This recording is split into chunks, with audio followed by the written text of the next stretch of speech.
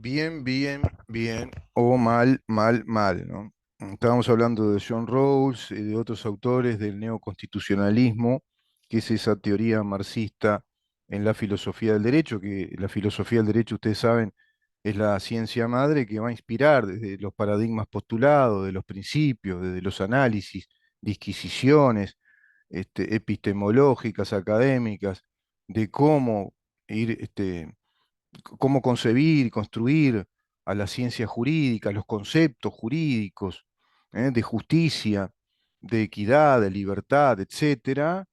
Bueno, desde ahí se nos empieza a diseñar un estilo de vida, una forma de vida. Y eso está pasando en el mundo ya desde varias décadas con una intelectualidad, una academia norteamericana profundamente enraizada en los principios del marxismo cultural ya desde las décadas del 60, tomando las casas universitarias, como muy bien lo explica en un excelente ensayo el escritor norteamericano Tom Wolfe, viviendo en el país del marxismo rococó, se llama ese artículo, que publica en su libro El periodismo canalla. Volviendo al tema, entonces, vemos que se habla desde estas doctrinas o desde esta ideología de igualdad social, de desigualdad social. Cuando ustedes escuchen la terminología igualdad social, desigualdad social, el derecho por la igualdad, las políticas por la igualdad social, esa tiranía de la igualdad, como diría en su excelente libro Axel Kaiser, cuando escuchen hablar de inclusividad, de sociedad inclusiva, de la inclusión, cuando escuchen hablar de la justicia económica distributiva, la economía de distribución o economía distributiva, cuando escuchen hablar de sociedad pluricultural, cuando escuchen hablar de minorías raciales, todo eso es marxismo cultural. Todo eso está muy alejado, es alienante respecto a la concepción de un Estado democrático liberal que acepta las naturales diversidades. La diversidad es natural en el ser humano, la heterogeneidad de la vida social, la dinámica social, que acepta las libertades universalmente como propiedad de cada uno de nosotros en calidad de individuos, la libertad individual. Qué diferencia, ¿no? Porque ahí ya está todo cobijado, todo previsto, desde ese sabio, desde ese muy sabio principio.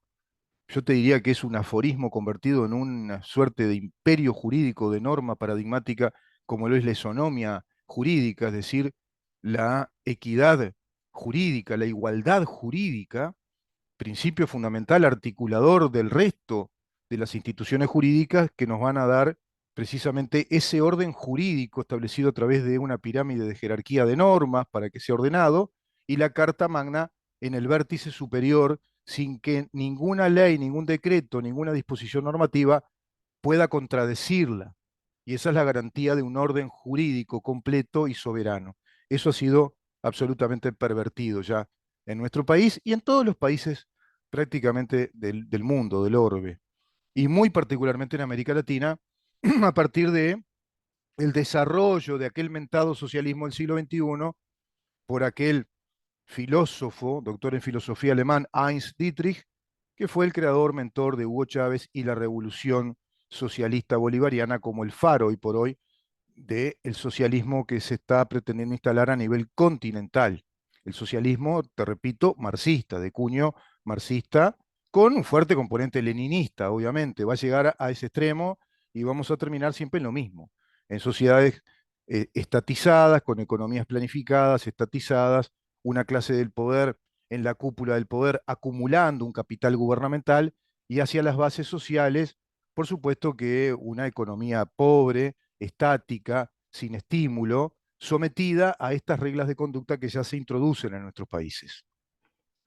Lo cierto es que plantean Agustín Laje y Nicolás Márquez en ese video muy recomendable que hay una especie de episodio legislativo que plantea en Argentina, bueno, prohibir lo que llaman los izquierdistas, populistas, camporistas, kirchneristas, las teorías del negacionismo.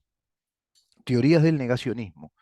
Y se refieren nada más y nada menos que a la actividad académica, intelectual, que revisa que hace un revisionismo histórico de ese periodo de la historia, es decir, los antecedentes de los golpes de Estado en nuestros países, en Uruguay 1973, en Argentina 1976, y tiene que ver con ese contexto de Guerra Fría.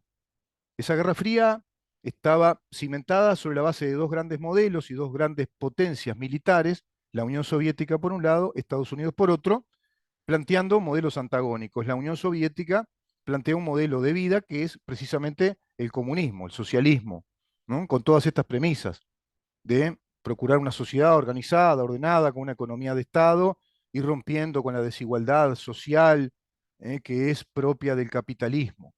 Y por otro lado, Estados Unidos, por supuesto, embanderando, liderando el mundo libre, el mundo de el capital, el emprendimiento privado, la libertad de expresión, la libertad de circulación, la libertad de reunión y básicamente el desarrollo del intelecto a través de la libertad de pensamiento.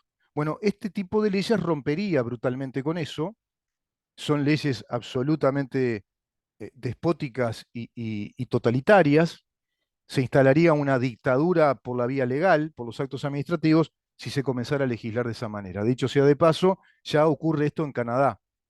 En Canadá, cualesquiera como nosotros que postuláramos una actividad periodística o de análisis jurídico o jurídico-político que antagonice con los paradigmas o los permisos de la ideología del género, directamente va preso, va preso. Hay leyes que prohíben directamente difundir, tener programas, escribir, publicar libros, artículos que antagonicen con la ideología LGBTQ desde hace muchos años ya. Y así con otras también teorías o ideologías de cuño marxista cultural, como la distribución de riquezas, renta básica universal, etcétera, no se puede antagonizar con esas premisas ideológicas porque directamente son delito.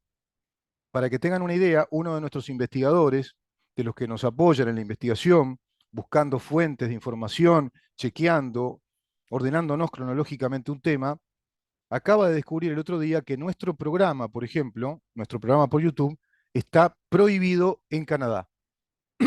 El programa en donde estamos, si ustedes ingresan a YouTube Canadá, van a ver que está bloqueado, está prohibido, porque tratamos temas respecto a LGBT, LGBTQ, marxismo cultural, etcétera. Lo cual es un honor, quiere decir que estamos en el buen camino, quiere decir que lo que decimos es acertado, es puntualmente cierto y muy perjudicial para estas dictaduras político-ideológicas que simulan ser democracias, como es el caso de Canadá, país laboratorio en esta propuesta, en este proyecto de nuevo orden mundial. Uruguay va ahí a la saga, está ahí, y seguramente si gana el Frente Amplio, iremos rumbo a ese despotismo y a esa dictadura ideológica ya desde los actos legislativos, como los que introdujeron durante 15 años, como los que fueron introduciendo en los últimos años de gobierno, actos legislativos tiránicos que nos someten al desmantelamiento del Estado de Derecho, a través de los cuales podemos decir que este gobierno es cómplice porque hoy tiene muchos integrantes que fueron aquellos legisladores, senadores y diputados que por unanimidad dieron sus votos para que naciera esta legislación de cuño neoconstitucional y marxista. Este mismo gobierno que hoy por hoy le dio carta abierta, carta blanca, al devenir, o si vos querés, al curso del desarrollo de todas estas ideologías como políticas e instituciones dentro del Estado.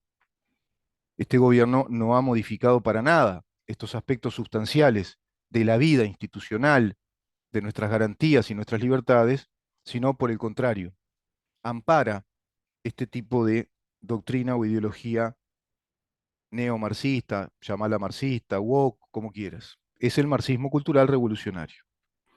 Lo cierto es que esa ley argentina que plantea, bueno, encarcelar a quienes formulen el negacionismo, como ellos llaman, se refiere nada más y nada menos que a teorías y a revisiones jurídicas y jurídico-históricas y políticas de lo que ellos malversan, están malversando como personas víctimas de los delitos de lesa humanidad, como pasa en nuestro país, con la Fiscalía de Lesa Humanidad, la Institución Nacional de los Derechos Humanos, Y esa fiscalía que siniestramente, de modo arbitrario, ideológico, está persiguiendo gente respecto a hechos ocurridos hace 50 años atrás, pervirtiendo un principio general, universal del derecho penal, consignado en el artículo 15 de nuestro Código Penal, como es la no retroactividad de la ley penal más grave o la no retroactividad del nullam crimen sine legem o nullam pena sine legem, que tiene que ver con el delito que antes no existía. No se puede aplicar hacia el pasado por el principio de seguridad jurídica. Si no, sería un lío bárbaro. Estaríamos todos en libertad condicional. Bueno, eso hace esta Fiscalía de Lesa Humanidad sin garantías probatorias. No hay un juez que esté evaluando la prueba. No hay aporte probatorio, digamos, dirigido o vigilado por un juez, por un magistrado. Es un fiscal que ordena, que desordena, que hace a su antojo las cosas desde una fiscalía que es un servicio, repito, descentralizado del Poder Ejecutivo, el presidente mutis por el foro, mirando para el costado, pero a su vez desactivándose una ley de caducidad, que es una renuncia procesal. Y ustedes ya saben muy bien lo que sigue en el programa, que en el derecho procesal hay un principio universal que nos indica que la renuncia desde ese derecho potestativo, renunciar a una pretensión procesal, aquel que tiene esa pretensión, que tiene legitimación activa para iniciar una causa penal y le inicia o renuncia a la causa, bueno, cuando renuncia, esa renuncia es irrevocable, tiene la fuerza de la perennidad, es para siempre, es irrevocable. Y eso hizo el Estado como el bien mayor a tutelar con aquella ley de caducidad, pretendiendo desde una también, digamos, una idea política, como un hecho político, pacificar al país, y así lo recomienda y así lo prescribe el artículo 85, en el cual se basa esa ley especial de la renuncia procesal del Estado en determinados casos vinculados a hechos ocurridos en aquel periodo de facto de dictadura. Sin embargo, los terroristas del otro lado sí están amnistiados e incluso tienen reparaciones patrimoniales y pensiones.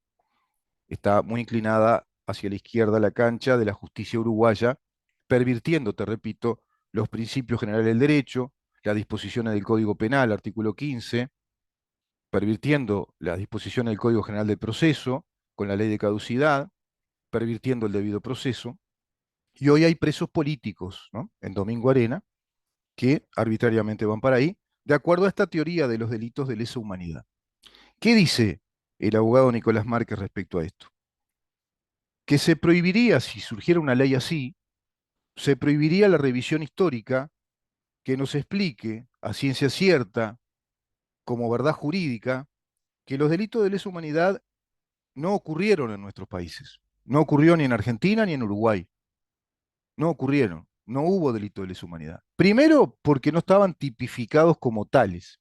Por lo tanto, el delito existe cuando es sancionado, tipificado y promulgado, y ahí se hace ley vigente, derecho positivo vigente, y a partir de ahí se aplica el derecho penal, la figura delictiva que fue legislada, sancionada y promulgada. ¿Se entiende? Ese es el delito que se tiene que aplicar. Pero si en el pasado no existía, ese delito no se puede aplicar, porque no existía en el pasado. Ese es el principio de la no retroactividad de la ley penal más grave o inexistente en el pasado. Repito, artículo 15 del Código Penal. Y principio general del derecho. Y principio general del derecho penal procesal. Bueno, eso se está aplicando aberrantemente en nuestro país de modo absolutamente arbitrario e ideológico, introduciéndose estas ideas extrañas del neoconstitucionalismo en lo penal.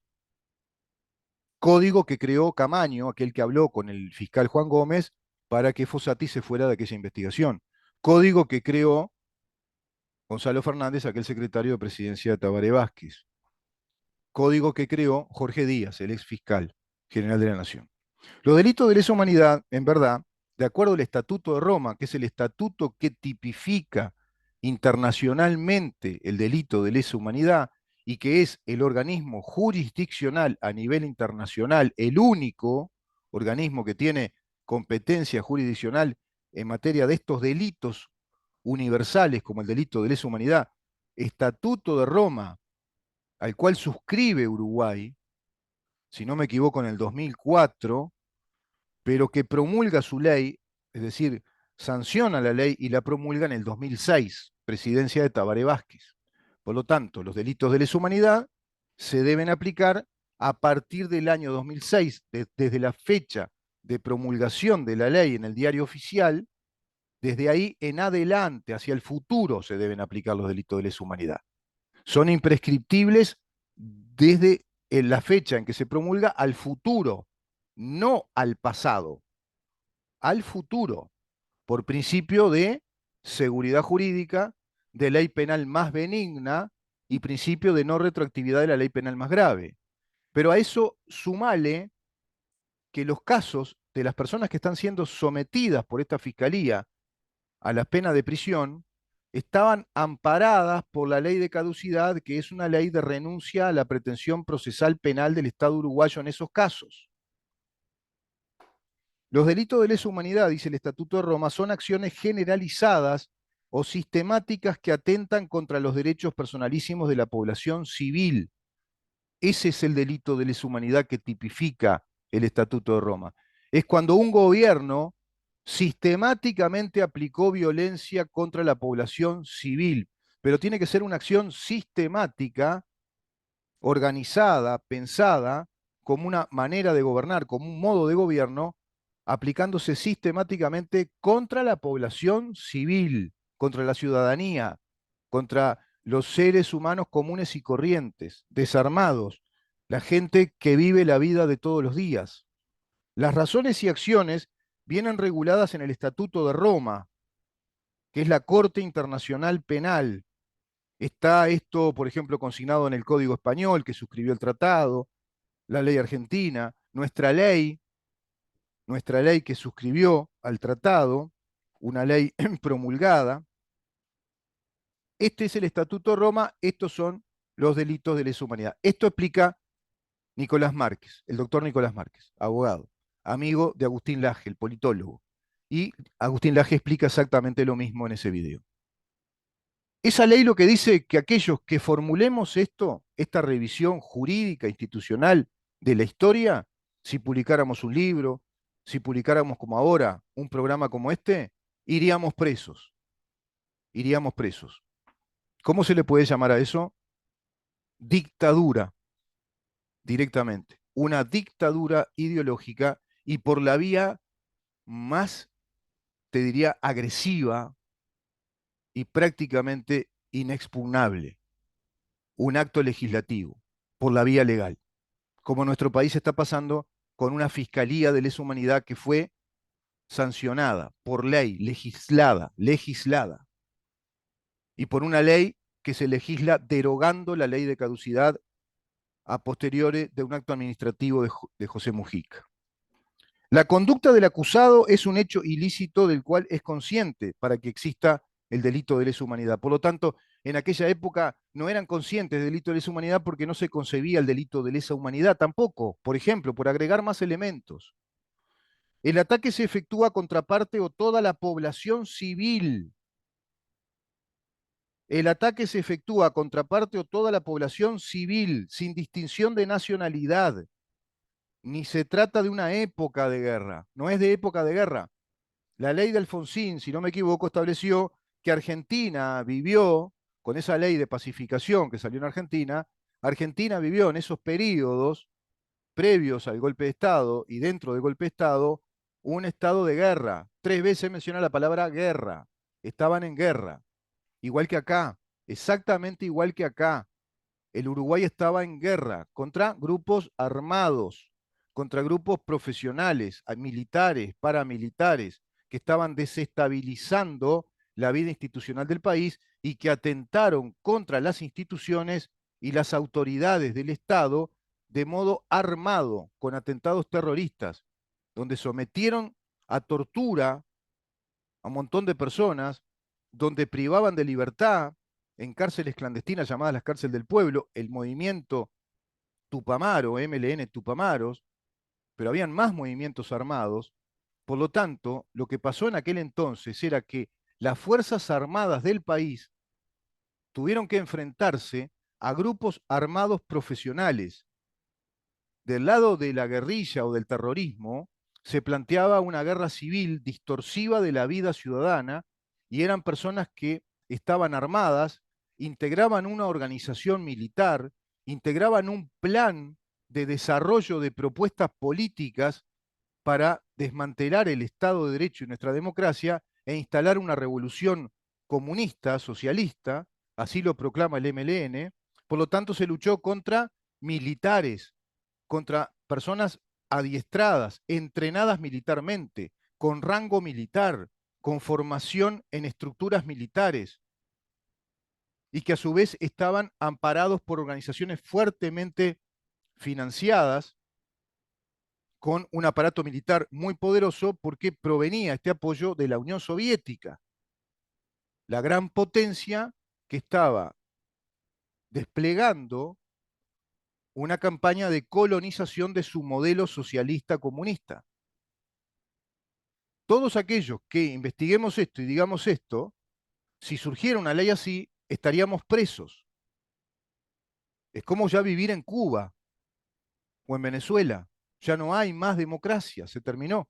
No hay libertad de expresión y no hay libertad de pensamiento expresado, digamos. No hay libertad de pensamiento ni de expresión, por lo tanto, un autor, un historiador, un investigador, como es el caso de Laje, de Nicolás Márquez, el caso de cualquiera de ustedes los que estén escuchando, que tengan esa condición, mi caso incluso, tendríamos que publicar en otro país o irnos del país y publicar desde el exterior en aquel país que quede, que habilite a la libertad de investigación, de pensamiento y sencillamente a la libertad y capacidad de formular un trabajo académico o de investigación profesional, sea periodístico, sea desde lo jurídico, desde lo político, jurídico-político, histórico, lo que fuere, un trabajo de investigación que es lo que corresponde y es connatural a la vida democrática de nuestros países.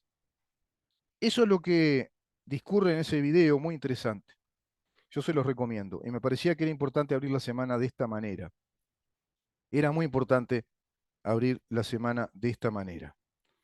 Tengo por acá datos que indican, yo no sé si podré abrir esto, para que se vea, por ejemplo, haciendo un breve revisionismo histórico, cómo aquella guerrilla tupamara era inconsulta respecto a la inmensa mayoría de la población uruguaya y aquellos planes secretos de un ejército clandestino y una cuarta dirección dentro del ejército que obedecía al Partido Comunista en el Uruguay, desde una campaña también desestabilizadora que ocultaron a la opinión pública, cómo todo eso no era, digamos, concientizado, ni era reclamado, no lo necesitaba, no lo tenía en el pensamiento colectivo, el Uruguay de aquellos años, el Uruguay de aquellos años. Voy a ver si encuentro acá, para pasar en este mismo video, lo que, a ver si lo puedo encontrar, lo que significa el Uruguay de aquel entonces, cómo estaban planteadas las... Esto aparece en un programa de televisión con el sociólogo Suaznavar de Equipos, donde plantea, fíjense ustedes si se ve acá las imágenes, las encuestas de 1973, opinión sobre militares y políticos en distintas dimensiones. ¿Quiénes son más respetuosos de la Constitución y las leyes? En las encuestas de aquella época, los militares para la población de aquella época, 1973, 44%. Los políticos, 23%. Ninguno, 3%. Nunca, 29%. Fíjense. Encuestas de 1973. Encuestas de 1973. Equipos en el canal 10. ¿Quiénes son más útiles para el bienestar del país? Militares. 30% de la población decía que eran los militares. Políticos, 19%. Ambos, políticos y militares, 10%. Vayan sumando, 49, 59% entre militares y políticos. Ninguno, 2%. No contestan, 38%. No contestaban, no sabían qué decir. Es decir, no aparecía acá la necesidad de la guerrilla, ni de la revolución, ni de ir rumbo a un modelo como Cuba, y que esto había que tirarlo abajo. No estaba eso en el contexto social, en el sentir social del Uruguay de aquel entonces. No tenía ningún reclamo de la población este tipo de movimientos que enarbolaron una lucha armada en nombre del pueblo y de liberar el pueblo. Son todos relatos, todos inventos.